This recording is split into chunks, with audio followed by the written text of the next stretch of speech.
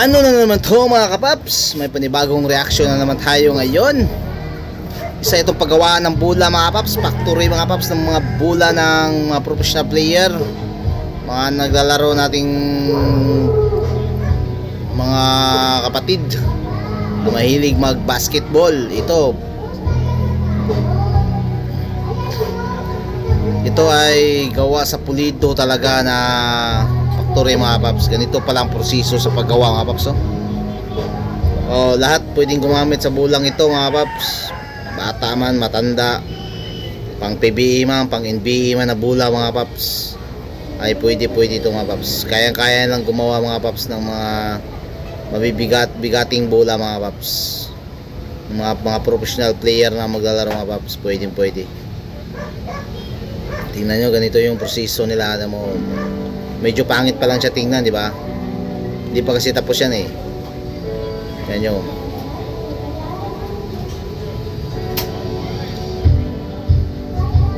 Parang pinunasan ng makintab oh. Parang grasa ang nilagay, no? Parang pandikit tingin ko, pandikit. Kasi siyempre didikitan nila yan eh. Ito nagkakating na sila ng mga pandikit, balat na cover na ididikit doon sa sapatos, pati mga design, no? Iba-ibang kulay yan siyempre. Ayan, ang bilis oh. Balat yan ha, balat yan. Yung mga bola na to mga paps, pang ano to, pang plywood. Hindi pwedeng ano, parang spalding ba? Hindi pwedeng pang ano, pang semento, pang plywood to. Ginagawa nila. Yan oh. Balat kasi, pero pag guma, yun pang semento. Ito kasi balat, kaya pang ano to. Mga professional talaga na malalaro ang gagamit nito. Kahit mga estudyante, kahit sino, pwede gumamit sa bulang ito. Basta kaya nyong bilhin, i-afford, pwede makagamit ng bulang ito. Pero hindi to pang simento na bula, pang plywood lang to.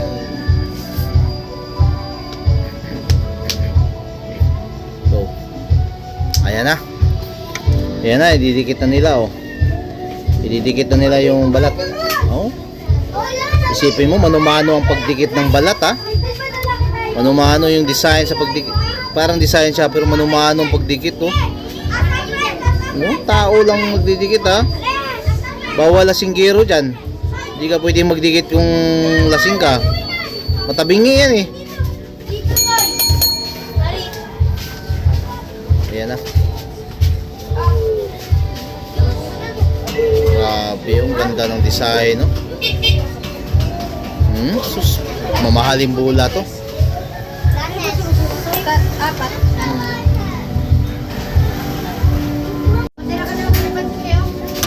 Ayun na oh. Dami nang nagawa nilang bula oh. Sus, ang dami palang mga trabahante nila. Ang ganda ng bula oh. Pang ano talaga to, pang pro talaga ang gagamit dito. Quality na bula oh. Mahal talaga to. Pwede sa PBE, pwede sa NBE. Pero ang NBA kasi spalding ginagamit yan eh. Ito pang PBE lang to, pwede din sa PBE. Pero kanya-kanya naman kasing tatak yan eh. Siyempre ang PBE di gagamit ito. Pero ang itsura ng bulan yan, pwede. 5 ganun. Na ice candy? Tag 3. Okay. Sesa. Ito na lang po.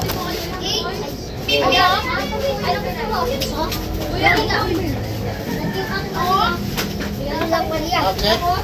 Tapos isa pong frosty. Frosty. Oo.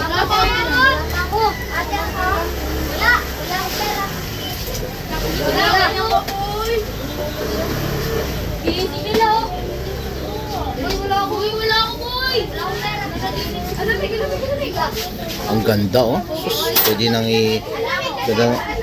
nang ibenta yan. Export na yan. Grabe, solid naman.